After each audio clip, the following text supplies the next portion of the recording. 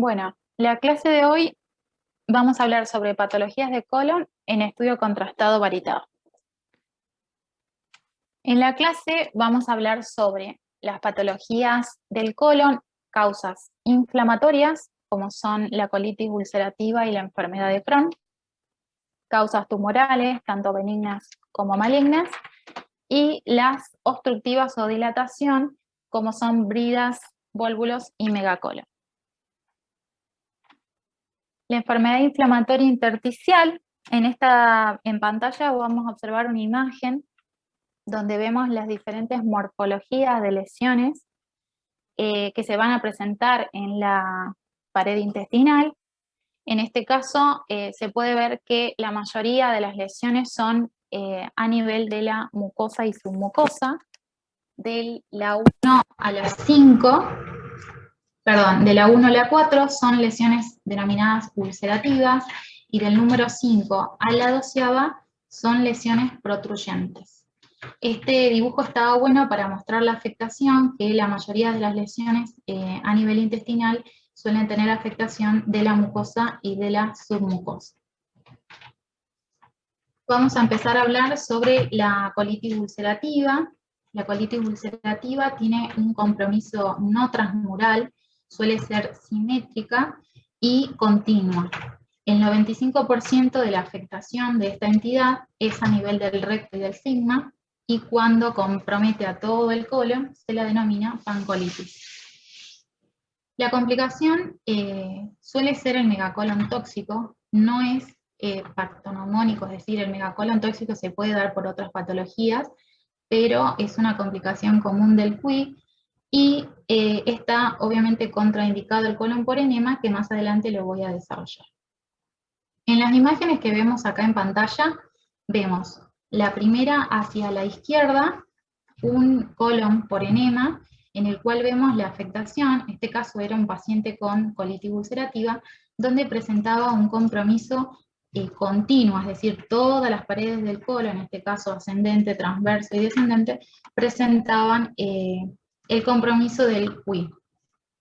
Cuando inicia la enfermedad de la colitis ulcerativa, inicia afectando primero la mucosa.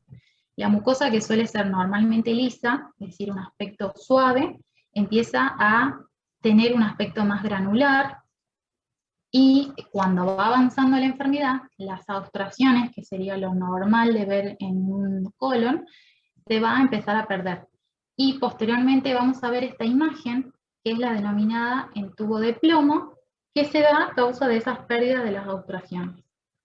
Y si esta enfermedad continúa avanzando, van a ir formándose úlceras, que son las denominadas úlceras en botón de camisa, que son como estas gesticulaciones o irregularidades que se van a ver en el estudio contrastado. También en esta entidad pueden verse múltiples pseudonódulos. En este caso es un paciente que presentaba colitis ulcerativa con una marcada dilatación del colon transverso, y que presentaba pseudonódulos que también pueden observarse en el control evolutivo de esta enfermedad. Acá en pantalla vemos tres imágenes de estudios contrastados. La primera, acá vemos una alteración en la pared del recto y sigmoide, que son las que están señalando las flechas negras y blancas. Acá la afectación de la mucosa, en el caso de la colitis, produce un engrosamiento mucoso y va perdiendo su aspecto liso, y en este caso la afectación exclusivamente era del recto. Esto, cuando nosotros vemos en un estudio contrastado donde la mucosa empieza a perderse o a ser distinta, a ser más granular, es un signo temprano de esta entidad. En la imagen que tenemos al medio, acá vemos también engrosamiento mucoso, es lo que están señalando estas flechas de arriba, y las flechas de abajo también señalan lo que son la presencia de los pseudopólipos. Y por último, la imagen que tenemos acá hacia la derecha está señalando que cuando esas ulceraciones en la evolución de esta entidad va a producir que las úlceras en botones de camisa van a ir interconectándose y ese aspecto de botón de camisa que veíamos en la imagen anterior, que eran como muy espiculadas, empiezan a perderse, y cuando nosotros hacemos el estudio contrastado, la tejido sano o la mucosa sana del colon va a pintarse y el resto va a quedar adyacente. Y esas son las imágenes que están señalando acá con flechas, que son las imágenes de pseudopólipos que están presentes en esta entidad. Acá les muestro cómo se ve una mucosa. En este caso vemos las pérdidas de las obstrucciones que tiene esta mucosa, y también el patrón, que como decíamos que es un patrón liso, pasa a ser un patrón más granular, que es lo que estamos observando acá. Es un patrón mucho más granular, pierde las obstrucciones. De hecho en esta imagen se puede ver casi las obstrucciones no están presentes, podríamos decir que se trata de un aspecto de tubo de plomo. Cuando avanza la enfermedad, dijimos que esta mucosa va a presentar un aspecto puntiforme, que es lo que está correlacionado con la macroscopía, con la microscopía, y el estudio contrastado de estos puntos, por eso se denomina puntiforme, que son propios de la evolución de esta colitis ulcerativa. Dijimos que la colitis afecta un 95% al recto y sigma, pero puede afectar a todo el colon, y se vería de esta manera. Incluso puede haber una afectación de la válvula iliocecal y producir que toda la mucosa del intestino delgado también empiece a alterarse y presentar ese patrón granular típico de la colitis ulcerativa. Acá les muestro los pseudopólipos inflamatorios, cómo se ven. Estos, acá muestro la macroscopía en correlación con el estudio contrastado. Acá vemos múltiples imágenes de defectos de llenado, de aspecto polipoideo, está a lo largo del intestino grueso, mientras que las zonas de contraste nos habla de la mucosa saludable, la remanente, la sana, donde el intestino no está afectado por la colitis. Cuando esta combinación, es decir, los pseudopólipos, lo vamos a ver cuando hay una combinación de la mucosa edematosa y las úlceras, que vienen a ser el final de la historia natural de las úlceras en botón de camisa. Cuando estos pólipos sanan, es decir, son pólipos postinflamatorios, es decir, la enfermedad está en remisión, la mucosa tiende a hipertrofiarse, dando lugar a un defecto de llenado en forma, muchas veces se la ve redondeada, o longilíneos o filiformes, que son estas señaladas con las flechas, que están demostrados en la fotografía de al lado, que es la macroscopía de pólipos postinflamatorios. Otra de las alteraciones de esta colitis son las estenosis. Estas las podemos ver en estudios contrastados. En las flechas, en las tres imágenes, me van señalando las áreas de estenosis. En la primera son áreas de estenosis contigua. Vean que viene la mucosa normal y de repente esto hay una estrechez, vuelve a haber una mucosa normal y vuelve a haber otra estrechez. En la segunda hay una estenosis excéntrica, en este caso son bordes nítidos, sin alteración en el patrón mucoso, y la gran mayoría son debidos a hipertrofia de músculo liso. Cuando nosotros encontramos estas estrecheces, debemos informarla, y obviamente el paciente lo van a seguir estudiando por la posibilidad de neoformación. Y en la imagen hacia la derecha es un paciente que tenía colitis ulcerativa de larga evolución, que tenía afectación en el colon transverso. Se ve estas imágenes que posteriormente derivó o llevó a un adenocarcinoma de colon. Otra de las enfermedades inflamatorias intestinal es la enfermedad de Crohn. La enfermedad de Crohn tiene un compromiso transmural, y a diferencia de QID es discontinuo, es decir, que puede afectar por sectores, pero también afecta desde la boca al ano. La preferencia o la mayor, el sector afectado suele ser el ilio, y dentro de sus complicaciones suelen ser las fístulas. Acá vemos el compromiso de la enfermedad del Crohn. Esta enfermedad también genera úlceras, que son denominadas úlceras aftosas o profundas, y cuando estas se vuelven cada vez más profundas, generan el denominado patrón en empedrado, típico de esta enfermedad. En la última imagen lo que estamos viendo es el signo de la cuerda, que se debe a la estenosis que produce debido a las intensas ulceraciones y van produciendo espasmos. Acá vamos a entrar a hablar sobre los divertículos y los pólipos. En pantalla estamos observando la diferencia entre ellos.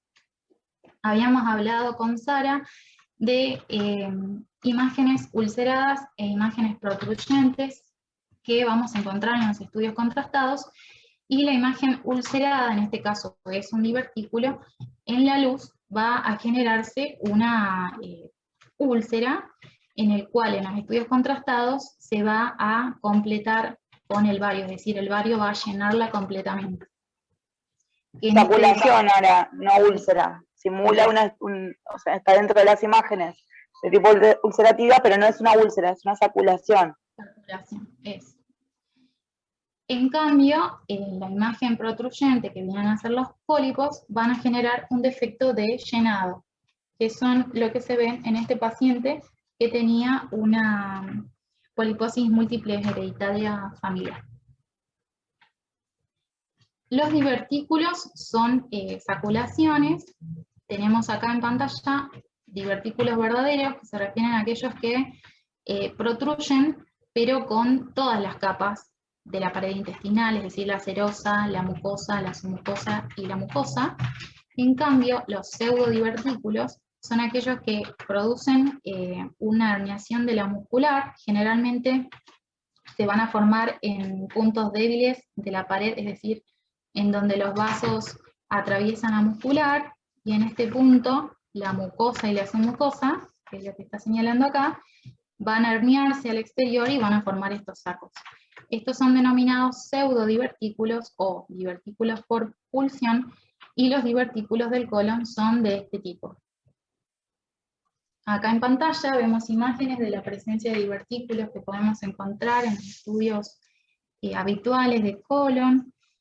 Dijimos que son imágenes ulceradas, donde van a pintar todo el pool de contraste, que son estas. En este caso era un paciente que presentaba divertículos en el colon, pero que también se observaba esta zona de estrechez, que posteriormente obviamente se informa que existen divertículos, pero que hay una zona de estrechez, y este paciente nuevamente va a ser estudiado. En este caso puede deberse a las múltiples diverticulosis, que en muchas ocasiones pueden intercurrir con diverticulitis intermitente y causar estenosis, y que eso sea lo que estamos viendo, o que se trate de algo patológico oncológico y que tenga que ser estudiado.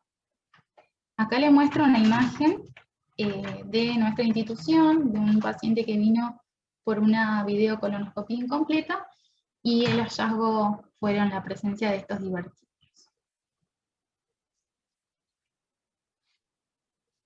Bien, con respecto a los tumores del colon, vamos a hablar de causas benignas y malignas, principalmente de los pólipos, entre ellos el velloso, que suele ser el que tiene malignidad, y de los tumores malignos del colon, el adenocarcinoma de colon, con la típica imagen de manzana mordida en el estudio contrastado. Pólipos de colon son lesiones protruyentes, por lo tanto van a generar defecto de relleno. Existen dos tipos, hiperplásico y adenomatoso. La mayoría de los pólipos no son peligrosos, sin embargo, como pueden convertirse en cancerosos, inflamarse o convertirse en focos hemorrágicos, se decide generalmente biopsiar o extirparlos. La imagen que tenemos acá es de un pólipo pediculado, se puede ver claramente el pedículo con la imagen polipoidea con defecto de relleno, que en este caso es un pólipo adenomatoso, polilobulado o como un arbolito, que fue relacionado con el estudio endoscópico. Este pólipo fue biopsiado y extirpado. Bien, en la imagen que vemos acá es un paciente que presenta, lo que está señalando la flecha es un pool de bario, en este caso a nivel del ángulo esplénico, que el paciente se encontraba en una posición de oblicua posterior derecha, izquierdo, donde el bario tapaba toda la mucosa del colon, y cuando se pone en posición de pie, vemos que ese pool se borra y vemos esta lesión que obviamente estaba ocultándose cuando el paciente estaba en decúbito. Entonces, es importante, en este caso es una imagen polipoidea sésil. Es importante evaluar en el estudio contrastado en todas las posiciones, ya que nos puede pasar esto, que el pool de contraste tape alguna lesión, y si nosotros no lo evaluamos en distintas posiciones, podemos comernos una lesión como esta. Acá les muestro un signo típico de los pólipos, que es el denominado signo del sombrero mexicano. El signo del sombrero mexicano es un signo del doble anillo, que es lo que está señalando este círculo rojo, que corresponde a la superposición de imágenes en una visión frontal de los pólipos pediculados, y que simulan este aspecto de sombrero mexicano. Lo que representa estos círculos son, en el caso del círculo interno o anillo interno al pedículo, y el anillo externo a la cabeza del pólipo. En esta imagen vemos un paciente en donde la flecha blanca está señalando un pequeño pólipo que cuelga de su pedículo, que cuando se cambia de posición, el pool de contraste lo delinea más fácilmente y se puede ver con mayor detenimiento el aspecto de este pólipo. Y acá les muestro un pólipo sésil. Los pólipos sésil son pólipos que tienen bordes bien definidos, presentan base plana, y a diferencia de un pólipo adenomatoso, donde son de bordes más irregulares, y que estos pólipos son los que van a requerir seguimiento porque tienden a malignizar.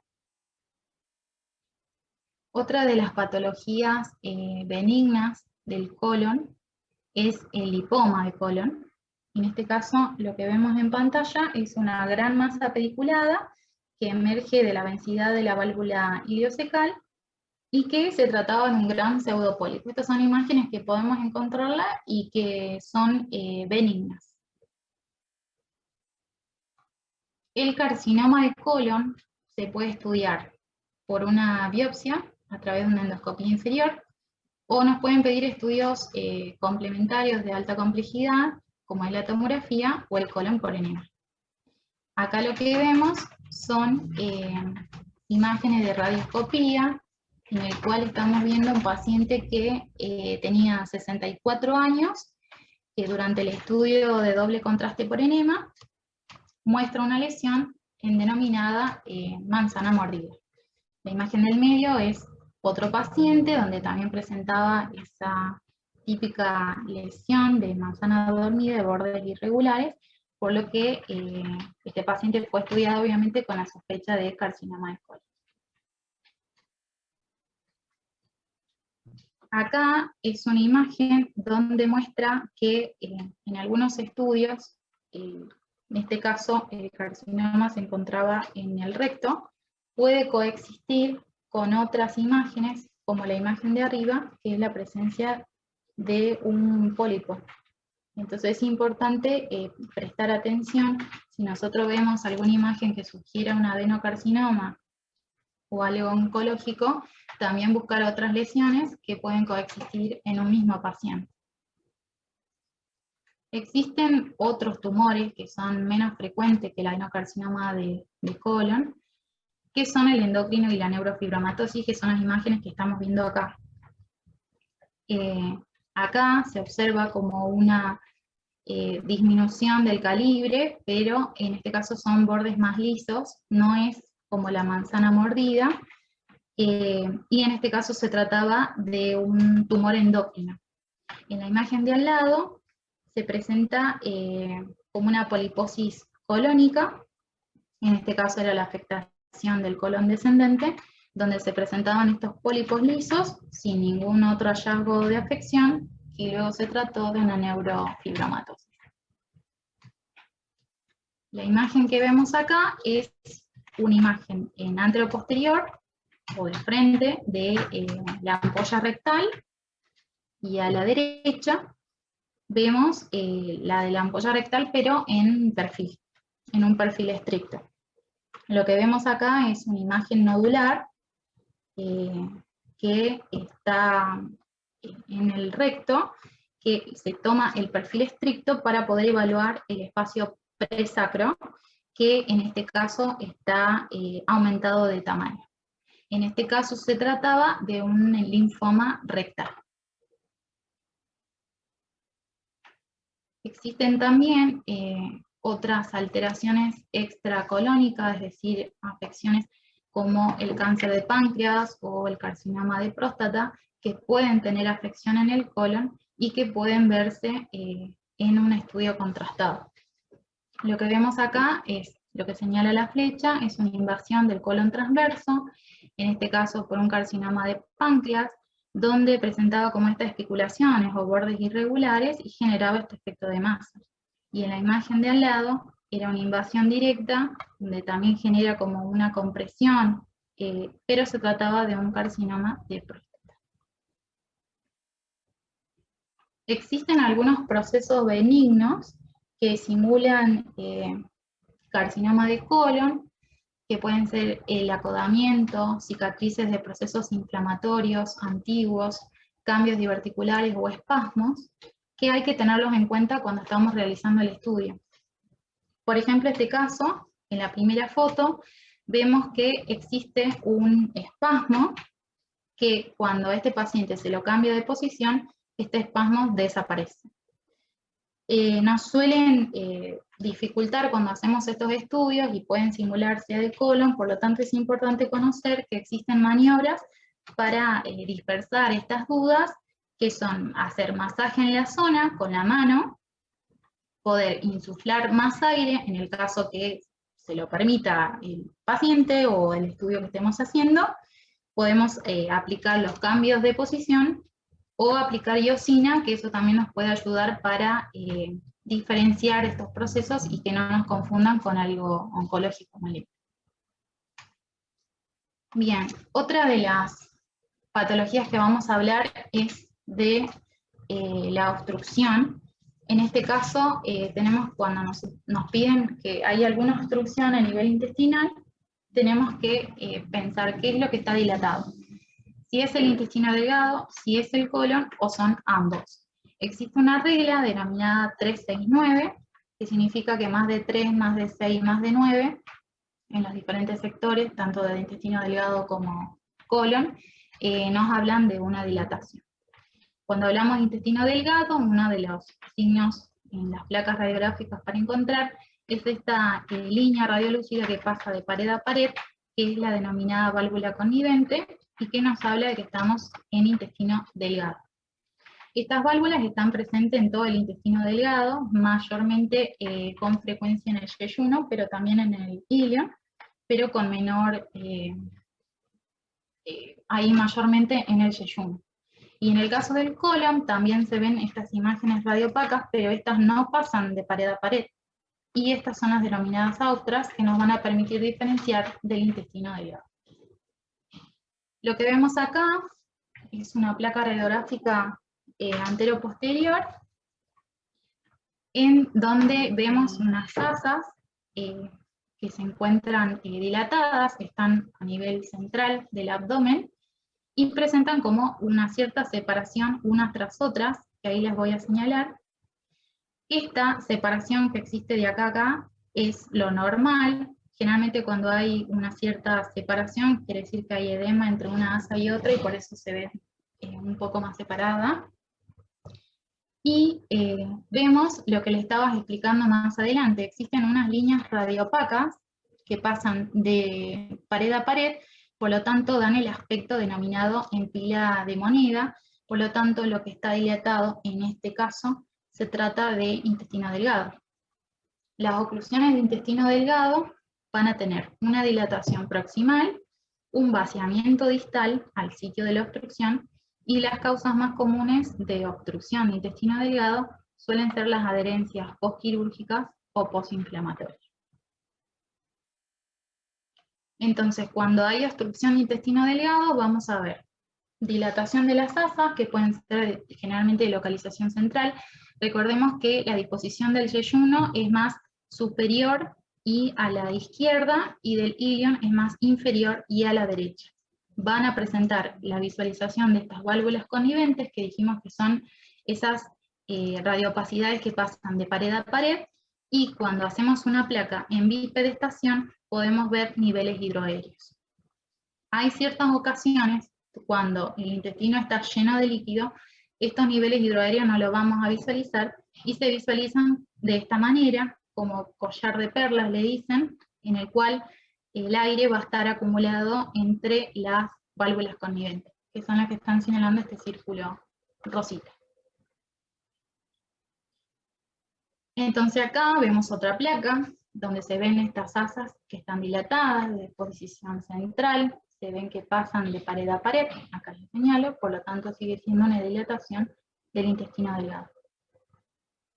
Y acá lo que estamos viendo es también que tienen válvulas conniventes porque van pasando de pared a pared, pero que solamente es central, y esta imagen se denomina asa centinela.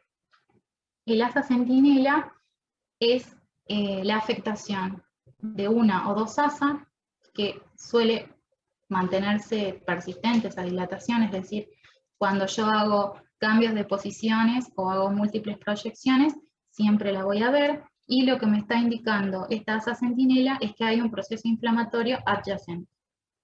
En el caso de este paciente, pues, era una pancreatitis que fue confirmado por una tomografía, pero lo que indica entonces una asa centinela es un indicador de patología inflamatoria. Y en este cuadrito es un cuadro lindo para tener en cuenta, donde de acuerdo a los cuadrantes a nivel abdominal, qué patología puede estar afectada, depende de donde veamos esta asa centinela. Y acá les muestro otros ejemplos. En este caso también son asas de intestino delgado. Me doy cuenta que son intestino delgado porque veo esas válvulas conniventes, si bien acá está muy dilatado, pero la imagen de abajo puedo ver que estas asas, si bien las válvulas conniventes están presentes pero no tan marcadas, por lo tanto eso me da indicio en pensar que no es yeyuno, y además cuando veo la disposición que están más hacia inferior y a la derecha, puedo sospechar o inferir que esto se trata de una dilatación del ilion.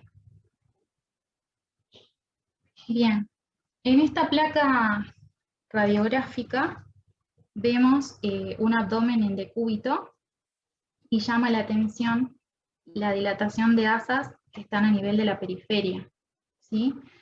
En la pared de estas asas existen otras líneas radiopacas, pero estas, dijimos, no van a cruzar de pared a pared. Por lo tanto, estamos hablando de obstrucciones, por lo tanto lo que está dilatado en esta placa es el colon.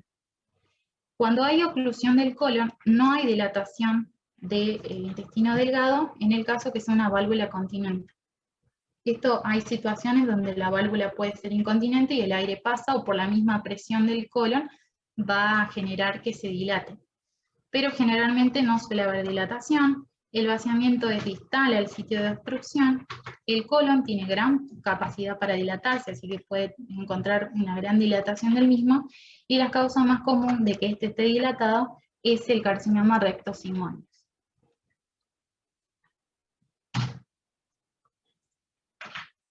Bien, entonces cuando hablamos de obstrucción de intestino grueso, vamos a presentar dilatación mayor de 5 a 6 centímetros, de localización periférica, y la presencia de obstrucciones nos van a indicar que estamos frente a una obstrucción del colon.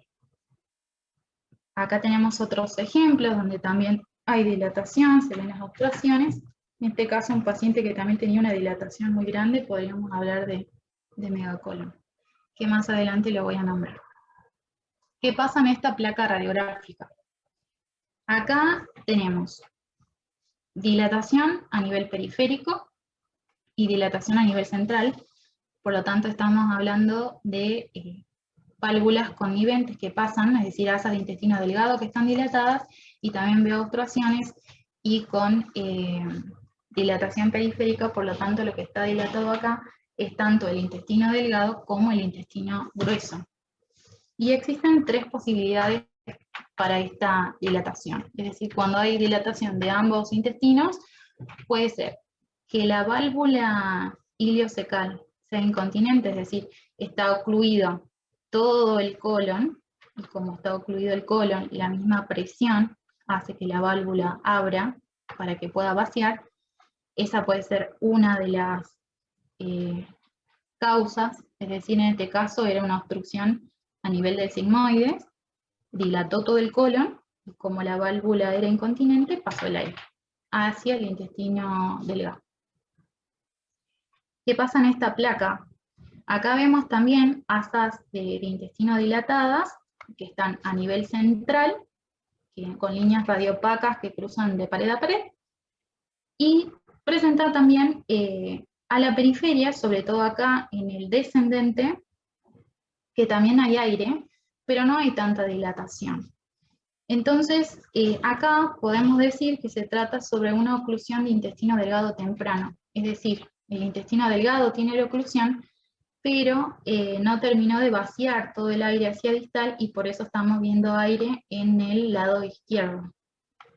Esto es muy frecuente de observar cuando en las placas radiográficas.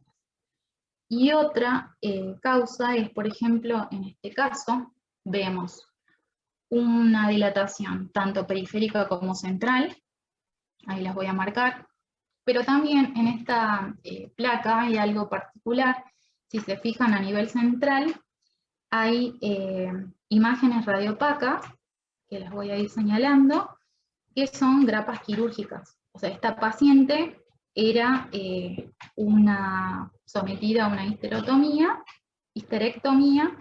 y postquirúrgico le sacan esta placa radiográfica. Entonces en esta placa se ve esa gran dilatación del colon y de asas delgadas, pero no hay dilatación. En este caso se trata de un hilo dinámico, es decir, por la cirugía el intestino está sin peristaltismo. Pero esto suele suceder en pacientes que tienen alguna intervención. Ahora, bien, sí. Te quedan 4 minutos.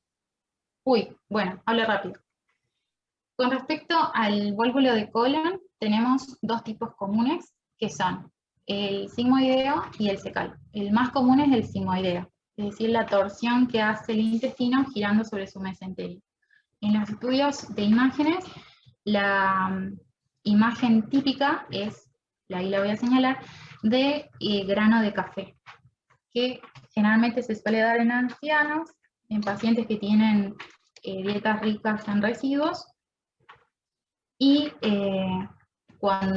estos son otros ejemplos que se ven esa dilatación en grano de café, y cuando hacemos el colon por enema vamos a ver esta imagen de pico de ave o punta de lápiz, típico del vólvulo sigmoideo. Y ahí la señalización del grano de café, que es lo que se visualiza en las placas. Y cuando es un vólvulo a nivel fecal, lo que pasa acá es el ciego está totalmente dilatado, o en una posición ectópica, que tiene la forma como riñón, como C, como coma, algunos le dicen como feto, donde hay poco aire a nivel distal y el signo oclusivo con austras visualizadas. Acá otros ejemplos del vólvulo a nivel fecal. Y existen otras causas donde puede haber dilatación del colon, por ejemplo en este caso un paciente con impactación fecal, donde tenía constipación crónica, y lo que se ve en las placas radiográficas es el gran fecaloma, o sea, materia fecal sólida con extensión proximal, y la tomografía tanto en sagital como axial, que también corroboraba el mismo. Bueno, entonces habíamos quedado en la dilatación del colon por impactación fecal. En este caso veíamos el fecaloma en las placas radiográficas, materia fecal sólida con extensión proximal, y la correlación con la tomografía, donde estos pacientes pueden causar isquemia de la pared digamos, por colitis estercoral. Bien, otra causa de dilatación del colon es el megacolon tóxico, que habíamos hablado en la colitis ulcerativa, que era una complicación. El megacolon tóxico es el resultado de una enfermedad transmural con destrucción del músculo y plexo mientérico que va a ocasionar pérdida del tono muscular. Esta dilatación extensa puede ser de la totalidad del colon o puede ser focal, pero tiene riesgo extremo de perforación intestinal y un 20% de mortalidad, por eso está contraindicado los estudios de colon por enema. Las causas de colon tóxico pueden ser la colitis ulcerativa, pero puede ser la colitis pseudomembranosa o causas de isquemia. Lo que vemos acá es una placa radiográfica donde vemos la dilatación del colon con borramiento de las austras. Recordemos que más de 6 centímetros de dilatación a nivel transversal se considera megacolon y más de 9 o 10 en el ciego. Y en este caso, además del borramiento de las austras, el paciente tenía mayor afectación en el transverso. Cuando se le hace a este mismo paciente la correlación con la tomografía en corte axial y coronal, se ve que esas paredes del colon estaban irregulares y engrosadas, y en el contexto de una toxemia sistémica, cuando vemos estas imágenes en tomografía hay que sospechar un megacolon tóxico. Y otra distinción importante es el dólico colon y el megacolon. El dólico colon es una variante anatómica en el cual se refiere a un colon muy alargado, que suele predisponer a la formación de vólvulos y a veces está asociado a megacolon. En este caso estamos viendo un colon por enema, en donde el sigmoide es el segmento que está más alargado y generalmente suele ser el dólico colon de afectaciones más en el sigmoide. El megacolon es la dilatación colónica, pero puede ser por causas primarias, o sea, hay alguna alteración en las células ganglionares del plexo mientérico de Auerbach y de Meissner, o causas secundarias a patología, causas congénitas como por ejemplo la enfermedad de Hinsburg, adquirido como el Chagas, que es lo más común, las obstructivas, un ano imperforado, estenosis, causas neurológicas, un Parkinson, o metabólicas como por ejemplo un hipotiroidismo, fármacos o pueden ser causas idiopáticas que pueden producir la dilatación colónica. Generalmente el megacolon puede estar aislado o puede concurrir con otro órgano dilatado como suele ser el esófago. En lo que estamos viendo acá, que la causa más común es la enfermedad de Chagas, en este caso era un paciente con enfermedad de Chagas que tenía un mega sigmoide, que generalmente el sigmoide en el 90% se ve dilatado, y no estaba asociado con dilatación del esófago, pero cuando vemos esto también hay que pensar que pueden coexistir con el esófago dilatado. Generalmente los pacientes con megacolon son pacientes que tienen estreñimiento, distensiones abdominales, vómitos fecaloideos, y en la radiografía vamos a ver asa dilatada sin aire en el recto, y en el colon por enema un cambio brusco en el diámetro del recto. Y para terminar, las contraindicaciones del colon por enema son la sospecha de perforación de víscera hueca, la sospecha de megacolon tóxico o cualquier abdomen agudo. En estos casos no se utiliza el sulfato de bario, se va a utilizar un contraste hidrosoluble, y en estos casos no se utiliza el doble contraste. Y bueno, esa es la bibliografía que utilicé, y les dejo el Radiologist Day, y eso fue todo. Muy bien, Ara. Gracias.